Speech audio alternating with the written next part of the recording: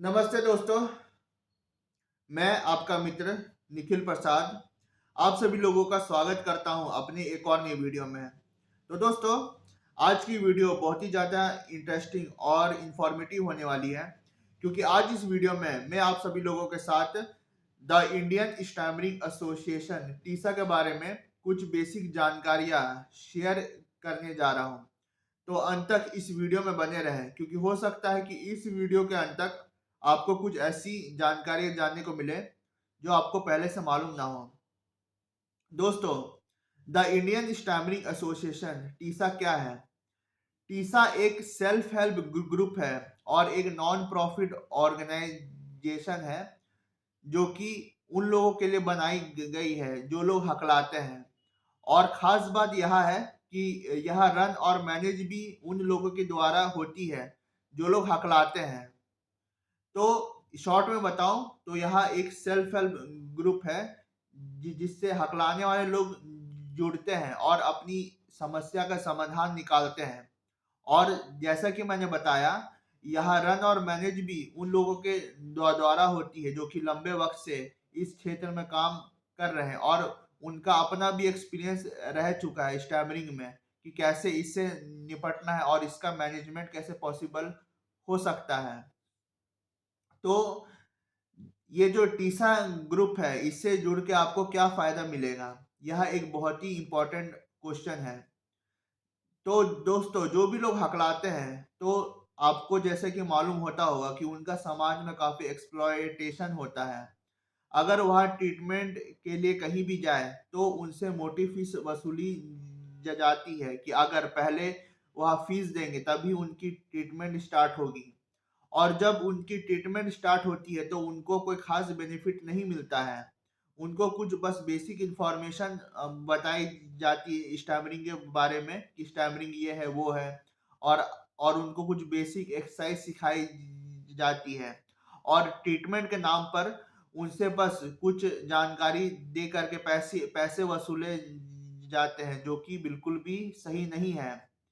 तो जो कंसल्टेशन, जो एडवाइस उनको मोटी फीस दे करके लेनी पड़ती है, तो वही चीज हमारा जो सेल्फ हेल्प ग्रुप है द इंडियन स्टैमरिंग एसोसिएशन, वह फ्री ऑफ कॉस्ट करती है हकलाने वालों के लिए। तो जो लोग लंबे वक्त से स्टैमरिंग की समस्या से जूझ रहे हैं और यहाँ वहाँ वो पैसे खर्च कर रहे हैं कि अगर वहाँ इस जगह दिखवा ले या इस स्पीच थेरेपिस्ट से थेरेपी ले ले उनका पेड कोर्स ले ले, तो हो सकता है कि उनकी स्टैमरिंग 100% क्योर हो जाए, जो कि एक छलावा है, एक छल है ना? यह एक धोखेबाजी है, क्योंकि जो लोग इस चीज को कर रहे हैं, जो हकलाने वाले लोगों को ठग रहे हैं, तो उनको भी कहीं ना कहीं यह बात मालूम होती है कि स्टैमरिंग 100% क्योर होने वाली चीज नहीं है, पर इसका मैनेजमेंट पॉसिबल है। तो वह भी वही काम करती है जो कि the Indian stammering association free of cost करते आ रही है। तो अगर जो भी हकलाने वाले इधर उधर भटक रहे हैं और उनको तभी भी उनको कोई खास बेनिफिट मिल नहीं पा रहा है, तो आप यहाँ वहाँ भटकने के बजाय आप जो है घर में स्थिर हो जाए और आप ऑनलाइन जो है द इंडियन स्टैमरिंग एसोसिएशन से जोड़ने की कोशिश करें।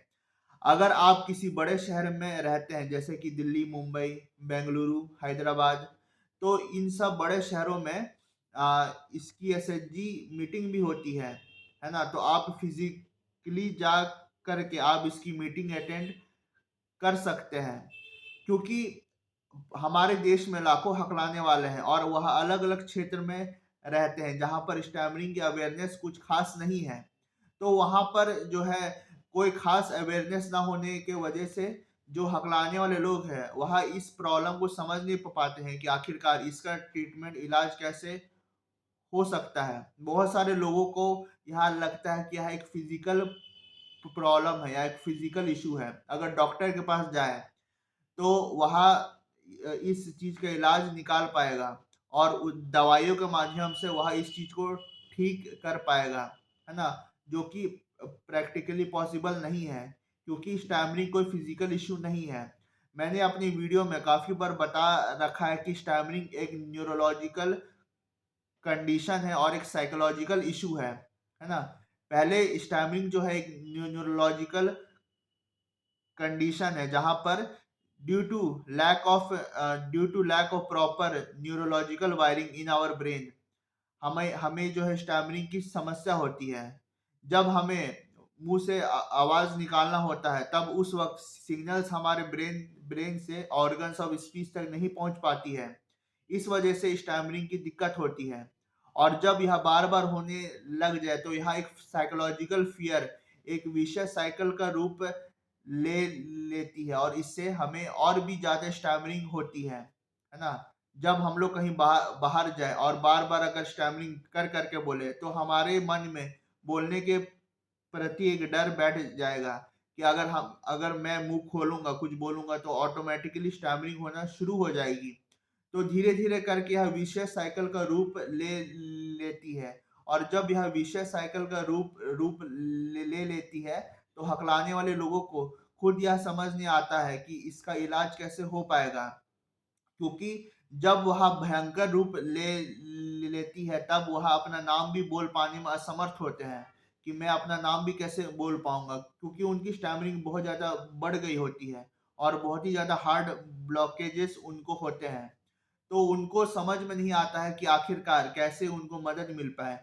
तो जब वह देखते हैं कि बहुत सारे स्पीच थेरेपिस्ट डॉक्टर इस चीज़ का क्लेम कर रहे हैं कि अगर वह उनके पास जाए और उनकी मोटी फीस के लिए रकम चुकाएं तो हो सकता है कि उनकी स्टैमरिंग 100% क्योर हो जाए। जो कि एक हेल्पलेस आदमी ऑटोमेटिकली उस चीज के लिए जाएगा, क्योंकि एक हकलाने वाला अपना नाम भी बोल नहीं पा रहा है। तो उसको इमीडिएट हेल्प की रिक्वायरमेंट पड़ेगी। तो वह चाहे कितनी कितनी भी कोशिश कर ले वह अपने आप को उसके पास जाने से रोक नहीं पाएगा और अंत में वह मोटी फीस दे बैठेगा उसको। पर जो लोग के पास धन की कमी है, जिन लोगों के पास मोटी फीस नहीं है, तो उनको बिल्कुल भी नाराज होने की जरूरत नहीं है, क्योंकि उन लोगों के लिए एक सेल्फ हेल्प ग्रुप है जो कि द इंडियन स्टैमरिंग एसोसिएशन है। दोस्तों, अलग अलग देश में अलग अलग जो है सेल्फ हेल्प ग्रुप बनी हुई है। अगर आप यूएसए में जाए तो वहां पे द नेशनल स्टैमरिंग एसोसिएशन है, एनएसए, जो कि हकलाने वाले लोगों के लिए बनाई गई है, जो कि यूएसए में हकलाती है। वैसे ही अलग अलग देश में अपना अपना स्टैमरिंग एसोसिएशन है। तो वैसे हमारे देश में जो भी लोग हकलाते हैं उनके लिए एक एसोसिएशन है और उसका नाम द इंडियन स्टैमरिंग एसोसिएशन है। दोस्तों, हमारे देश में स्टैमरिंग का कोई खास अवेयरनेस नहीं है और इससे जो है बहुत कम लोग अवेयर हुए हैं अब तक, है ना। जो लोग हकलाते भी हैं उनको भी इस चीज का अवेयरनेस नहीं है कि यह क्या है, इसका इलाज कैसे पॉसिबल है। और बहुत सारे लोग ऐसे भी होते हैं कि जीवन भर हकलाते रहते हैं पर उनको इसका कोई अंदाजा मिल नहीं पाता है कि यह आखिरकार क्या है और इसका इलाज कैसे पॉसिबल हो पाएगा। तो हमारे देश में स्टैमरिंग का अवेयरनेस बहुत ही ज़्यादा कम है। और वही आप अगर यूएसए में जाएं और यूके में जाएं तो इसका अवेयरनेस काफ़ी अच्छा है और बहुत पहले से वहाँ पे सेल्फ हेल्प ग्रुप बनी हुई है जो कि हकलाने वाले लोगों के लिए काम करते आ रही है। नेशनल स्टैमरिंग एसोसिएशन जो कि यूएसए की जो है सेल्फ हेल्प ग्रुप है, वहाँ पर इसके लिए जो है फंडिंग भी होती है ताकि स्टैमरिंग के ऊपर रिसर्च वर्क हो पाए और इसका कोई जड़ से इलाज निकल पाए।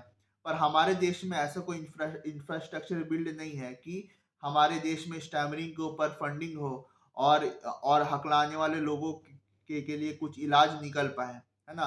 हमारे देश में अवेयरनेस ही बहुत कम है तो फंडिंग कहाँ से हो पाएगी।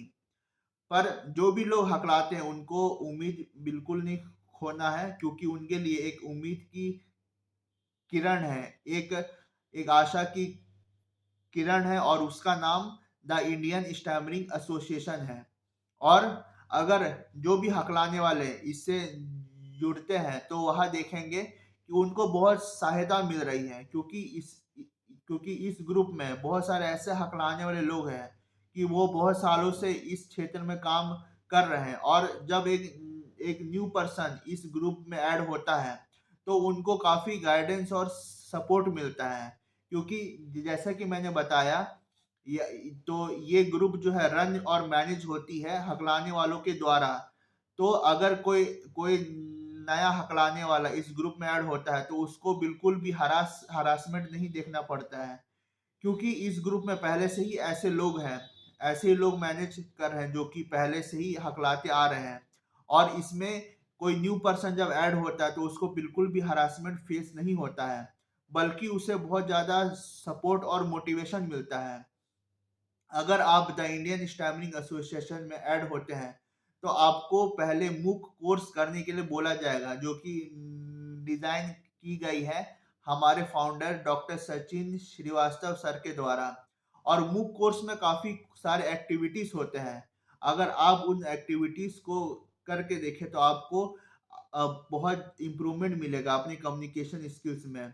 और अगर आप डेली बेसिस पर इन एक्टिविटीज को कर रहे हैं तो आप देखेंगे कि करते करते आपकी कम्युनिकेशन स्किल काफी ज्यादा बेहतर हो गई है, और आपको पहले पहले की भांति आपको बहुत बहुत कॉम्प्लिकेशन फील नहीं हो रही स्टैमरिंग में। ठीक है, तो मैं द इंडियन स्टैमरिंग एसोसिएशन के बारे में कुछ और इम्पोर्टेंट बातें शेयर करने जाऊंगा आप लोग के साथ में।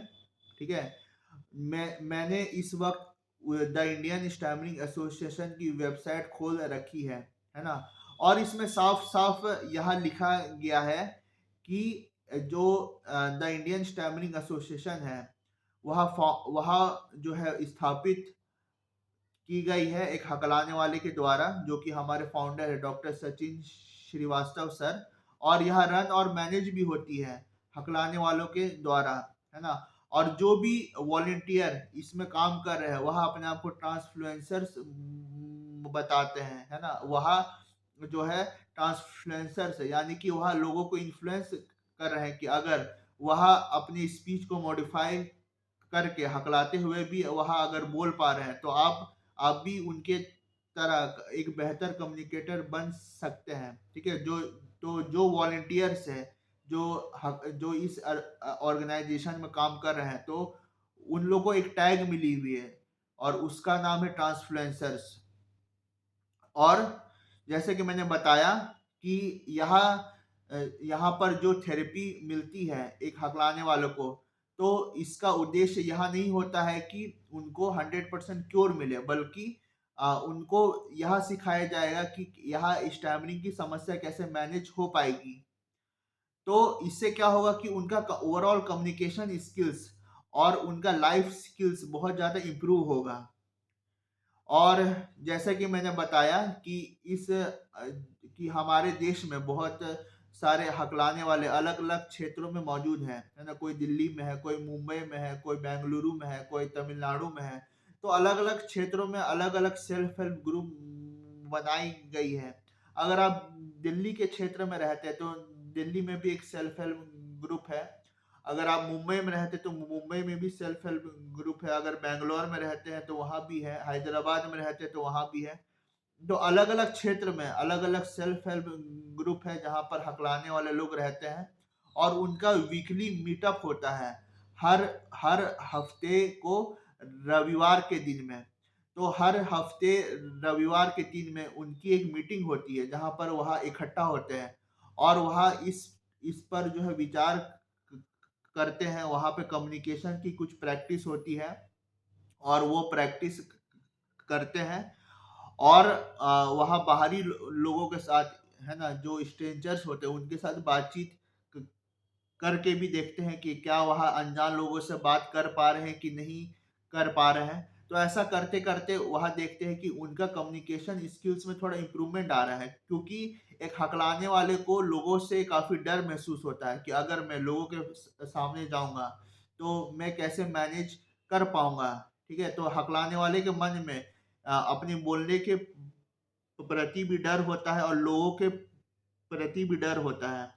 तो इस डर को भगाने के लिए हर रविवार को एसएचजी मीटिंग होती है जहाँ पर हकलाने वाले लोग एक दूसरे से मिलते हैं और एक दूसरे से कम्युनिकेशन करके वहाँ देखते हैं कि क्या उनका कम्युनिकेशन स्किल्स में इम्प्रूवमेंट है। और वहाँ पर बहुत सारे एक्टिविटीज करते हैं ताकि जो उनका कम्युनिकेशन स्किल्स का लेवल है वह और इम्प्रूव हो पाए। तो ये एक सेल्फ हेल्प ग्रुप की एक्टिविटी होती है जो वीकली मीटअप होती है। इसके अलावा जो न्यू मेंबर्स ऐड होते हैं उनके लिए टीसा ऑनलाइन प्रैक्टिस ग्रुप टीओपीजी और ऑर्गेनाइज होती है। ठीक है, तो अगर आप न्यू मेंबर है द इंडियन स्टैमरिंग एसोसिएशन में, तो आपके लिए टीओपीजी ऑर्गेनाइज होगी और आपको उसमें हिस्सा लेने का मौका मिलेगा। और उसमें आपको फ्री ऑफ कॉस्ट 2 से 3 हफ्ते गाइडेंस और सपोर्ट मिलेगा टीओपीजी के मेंटर से। ठीक है, और जो आपके लिए 100% फ्री ऑफ कॉस्ट होने वाली है। इसके अलावा गूगल हैंगआउट्स होते हैं जहाँ पर की मीटिंग्स होती हैं, है ना, ऑनलाइन मीटिंग्स होती है जूम पर या गूगल मीट पर। तो इससे भी आपको काफ़ी फायदा मिलेगा, है ना। अगर आपको कम्युनिकेशन स्किल्स इंप्रूव करना है तो आपको लोगों से बात करने का प्रैक्टिस रखना पड़ेगा। और अगर आपको ऐसा मौका मिल नहीं पा रहा है, ऐसा माहौल मिल नहीं पा रहा है कि आप कहीं पर लोगों के सामने बोल पाए, तो सबसे अच्छा प्लेटफॉर्म है कि आप टीसा ग्रुप में ऐड हो जाए। और इसमें बहुत सारी ऐसी एक्टिविटीज होती है कि जहाँ पर आपको एक सपोर्ट मिलेगा, है ना। एक एक आपको सपोर्ट मिलेगा और एक आपको मोटिवेशन मिलेगा कि आपको एक माहौल मिलेगा कि आप उस माहौल में रह करके आप लोगों से बातचीत कर पाओगे। और आपको एक मौका भी मिलेगा कि आप ज़्यादा से ज़्यादा बोल पाओगे और अपनी स्टैमिना को ठीक कर पाओगे। तो सेल्फ हेल्प ग्रुप हो गई, टीओपीजी हो गई, इसके अलावा गूगल हैंगआउट्स हो गई। और इसमें एक और एक्टिविटीज होती है जो है प्रेजेंटेशन। तो अगर आपकी प्रेजेंटेशन स्किल्स काफ़ी वीक है तो इसमें प्रेजेंटेशन की प्रैक्टिस भी होती है। तो अगर आप प्रेजेंटेशन प्रैक्टिस करना चाहते हैं तो इसमें ये भी एक्टिविटी उपलब्ध है। इसके अलावा जो है, हम हकलाने वालों को इंटरव्यू का काफ़ी डर होता है कि आखिरकार मैं कोई इंटरव्यू को कैसे फेस कर पाऊंगा। तो इसके लिए मॉक इंटरव्यू भी होस्ट होती है यहाँ पे। मॉक इंटरव्यू जो है और ऑर्गेनाइज होती है कि अगर आप मॉक इंटरव्यू में इनरोल होते हैं तो आपको फ्री ऑफ कॉस्ट जो है कहीं से कॉल आएगा जो हमारे वॉलंटियर से, और वो आपका इंटरव्यू लेंगे। तो इससे आपका कॉन्फिडेंस लेवल भी काफ़ी बूस्ट होगा। इसके अलावा बहुत सारे एक्टिविटीज़ होते हैं, ड्रामा एंड आर्ट्स भी होता है ना। और टीसा ग्रुप में जो है पेरेंट्स का काउंसलिंग भी होता है कि अगर कोई बच्चा हकला रहा है और पेरेंट्स उस पर दबाव डाल रहे हैं तो टीसा ग्रुप जो है इस चीज को भी देखती है कि पेरेंट्स और बच्चे का काउंसलिंग हो पाए, है ना। ऐसा नहीं है कि वह सिर्फ हकलाने वालों को अपने अंडर जोड़ रही है, बल्कि वह यह भी देख रही है कि उसकी साइकोलॉजी क्या है, उसका फैमिली का बैकग्राउंड क्या है, उसको फैमिली में एक्सेप्टेंस मिल पा रहा है कि नहीं मिल पा रहा है। तो पेरेंट और चाइल्ड की जो है काउंसलिंग भी होती है द इंडियन स्टैमरिंग एसोसिएशन में। ठीक है, और बहुत सारे सपोर्ट मिलते हैं उससे, है ना। टीसा में रीडिंग एंड राइटिंग के लिए भी एक माहौल है कि अगर आप स्टैमरिंग के बारे में कुछ लिखना चाहें तो आप लिख सकते हैं। इसमें ब्लॉग पोस्ट भी होते हैं। ठीक है, और सबसे बेनिफिशियल बात की जो हजारों लोग बहुत सारे लोग जो टीसा ग्रुप में एडेड हैं, ठीक है, तो सब एक दूसरे से कॉल प्रैक्टिस कर सकते हैं और एक दूसरे के लिए वक्त निकाल सकते हैं।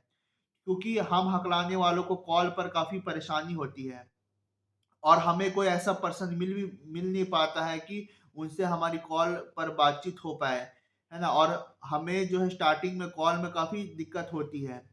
तो जो भी लोग इस ग्रुप में ऐड है तो वहाँ एक दूसरे को कॉल कर सकते हैं और कॉल प्रैक्टिस करते करते अपनी कम्युनिकेशन स्किल्स भी इम्प्रूव कर सकते हैं। तो दोस्तों, यह कुछ बातें मैं शेयर करना चाहता था द इंडियन स्टैमरिंग एसोसिएशन के बारे में। और इसका एक टैग लाइन है जो मैं बताना चाहूँगा, हकलाओ मगर प्यार से। तो यह एक टैग लाइन है द इंडियन स्टैमरिंग एसोसिएशन की। और इसका यह कहना है, हकलाना ना जुर्म ना गुनाह, महज एक भिन्नता। तो यह खुद भी मानती है कि यह ना एक जुर्म है और ना एक गुनाह है, बस एक भिन्नता है। तो दोस्तों, अगर आपको द इंडियन स्टैमरिंग एसोसिएशन के बारे में इतनी जानकारी अच्छी लगी तो आप मेरे वीडियो को लाइक करें, आप मेरे चैनल को सब्सक्राइब करें और यह वीडियो बाकी मित्रों के साथ शेयर भी करें जो लोगों को इमीडिएट हेल्प की रिक्वायरमेंट है और जो लोग चाहते हैं कि वह द इंडियन स्टैमरिंग एसोसिएशन से जुड़ करके अपनी स्टैमरिंग क्योर जर्नी शुरू कर पाए। तो अंत तक यह वीडियो देखने के लिए बहुत बहुत धन्यवाद आप सभी लोगों का। Thank you very much.